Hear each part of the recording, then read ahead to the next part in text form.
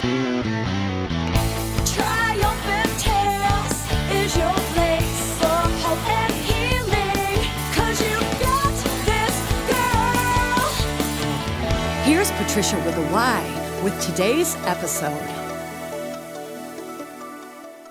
And welcome to Brandy Bonner, who is, like me, a coach and an author and a speaker. And she is our first guest wearing a tiara. So that is pretty awesome. And she's doing that because she is the Dream Queen. Yes. And that is, she has moved from depression to being the Dream Queen, and that is what I wanted to share with you guys, the audience tonight, because it's really an inspirational story about the ways that she was inspired to move out of her depression and into a place where she has become inspiring. So she's a real triumph tale, although she has been married happily for the past 14 years. But as we all know, it's not the details of her story that are as relevant as the things that we can learn from people who have been in similar situations. And depression is a huge issue amongst domestic violence survivors. And maybe Brandy can share a little bit about how she recovered from depression so that it can help you. So Brandy, first of all, thank you for joining me on the program. I'm so excited to be here. And we're so excited to have you. Now, I wanted to go back in time a little bit with you because that moment when you realized that you were in depression and that you realized that you had to move out of it. Can you tell me about that moment? Well, if you allow me to travel back just a couple of moments even before that, I had spent my whole life, my whole childhood in a nightmare. And I was 17 when I escaped domestic violence. The domestic violence was toward my mother, and her domestic violence was toward me, and my stepfather's domestic violence was toward her, and then the sexual abuse was toward everybody. And so we had a very tumultuous house. It was always in an emotional disarray. You never knew who was going to get hit, smacked, abused. It was just always a sense of chaos. And so I was 17 when I finally escaped that situation. And a lot of times I was speaking with somebody the other day that a lot of times people think that when you get away that everything is fine. The abuser's not here anymore. The abuse is over. Now everything is fine. But the truth is that a lot of times, ladies, that's when it just really begins. That's when you come face to face with yourself and what has happened to the precious individual that came onto this earth that was not meant for all of that tragedy. And so we get covered up and we just get bogged down, and it shows up in a lot of different ways. And it showed up in me in depression. And we discovered that when I was in college, that after about a few months of being in college, I went into my dorm room and closed the door, and I closed the shades, and I stopped coming out. I stopped eating, I stopped socializing, I stopped doing everything. And I ended up getting referred to a counselor, and she immediately wanted to put me on antidepressant medicine. She was like, I just want you to not be so sad so that we can work through some of these things that you've been through. So that was when I first realized I was depressed, and I got better, and, I got off the meds and all of that. But then there's different times that happen in life. You'll get better and you feel like you've got your strength, and then something else will happen. Well, last August, we came face to face with needing to make the decision to homeschool my daughter. And she needed to be in the gifted program, and we were having problems with the public school district. And so my husband agreed to let me come back home and homeschool her. And I tell you what, I heard the Michael Jackson Man in the Mirror song because now I was face to face with myself. I was still depressed. I was still sad, even though, like you mentioned, I had a husband. He was a good husband. He was a provider. He wasn't hitting me. He wasn't abusing anybody, but I was still messed up.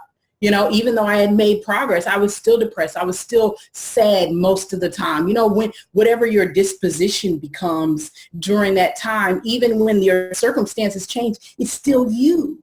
because you got all messed up in the process. And so I knew that that's not the kind of teacher I wanted for my daughter. If I was going to take her out of school, I wanted to be a teacher that she would love and that I would love for her to have. And that was not an angry, depressed, sad woman. And so I started studying personal development, like heavily, Tony Robbins, Bob Proctor. I went all the way back to Earl Nightingale, like anywhere I could get my information from and how I could change my life. I didn't have time to sit on the couch of a counselor for another 3 years. I needed to do it overnight. Like we decided within like a week that my daughter was not going to be at school anymore. So I didn't have time for a long process. And what the first thing that I learned was that I had to take responsibility for my own life. That it was up to me to decide where I was going. Was I going to continue to live a nightmare? Was I going to continue to be depressed? Or what were my choices going to be? And so that was the first step that I had to take, was to take responsibility for my own life, that to realize it no longer belonged to my abuser. Once you've escaped, your life no longer belongs to them. You have taken, when you escape, that's you taking control over your life. That's you saying, this is my life and damn it, this is over.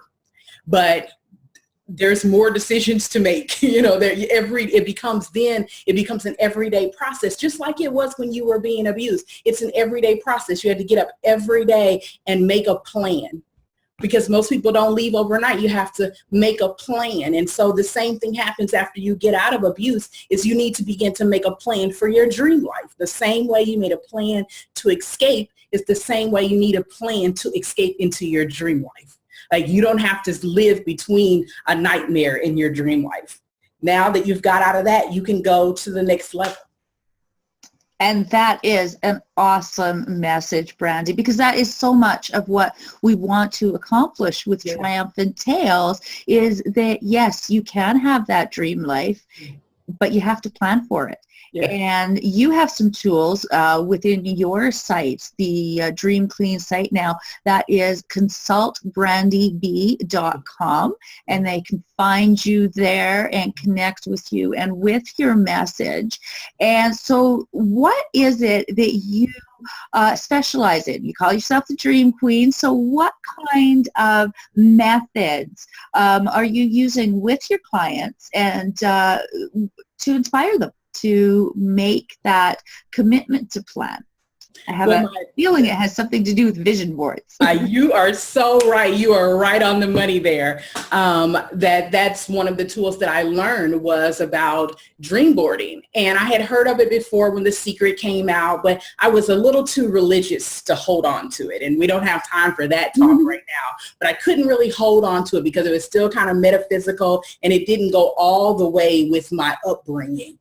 Plus, I need to get away from religion anyway. So I couldn't really grasp a hold of it. But when I did come back during that time to get ready to homeschool my daughter, that's when I really started focusing. I don't know if you guys can see. That's what's in the background here is, now you can't be the Dream Queen and have like one board, right? So I have several boards on my dream board. And this is the board with my house and my car. And this is my business board and my relationship board and my giving board, and I have a money board, and I have a board for a little bit of everything because I'm the Dream Queen. Mm-hmm. And what I do is I inspire people that they need to be, before you can do anything else, you've got to dream again.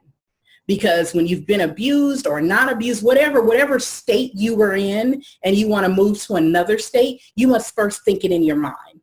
If you can, Napoleon Hill or Bob Proctor, my favorite quote from him is, if you can see it in your mind, you can hold it in your hand. Well, the problem in the world these days is what we're getting in our mind isn't so much not what we want to hold in our hand. We're hearing about shootings and killings and alligators and all of these things, and they're constantly programming your subconscious, and that's what you keep producing. But if you want to produce your dream life, you must first think it. You must first start to plan it out. So the first thing I do is I use Jack Canfield's 101 wish list. And I learned about that from the Aladdin Factor. And I just sat down one day and I just made 101 wish lists. And for those of you who have been abused, that will be one of the hardest assignments that anyone could ever give you. But remember, you survived, and so you can thrive too. So when you take this, you sit down with this 101 wish list, you might have to get some wine, to loosen yourself up. You might have to get that I Believe I Can Fly song out, or Rachel Patton. I can't even think of my song from her right now, but you might have to get your good music out, and you have to soothe yourself because your dreams have been hidden and they've been buried underneath a pile of mess and abuse and just all of the horrible things you've been. Now your dream is buried in the ground. And that's why we call it TAR. Yes. Toxic abusive relationships. When you think about it, that tar, that oozy black mess, it just describes it. That's where you are. And to get out of the tar, a dream board is one solution. Yes. And so, there again, all the dream boards, because she is the dream queen, and you can get in touch with her at consultbrandyb.com. Thank you so much for joining me on the show, and I know that your message is going to reach a lot of people, because you have to think it before you can actually start making the things happen. Absolutely. Thanks so much for joining me. Thank you.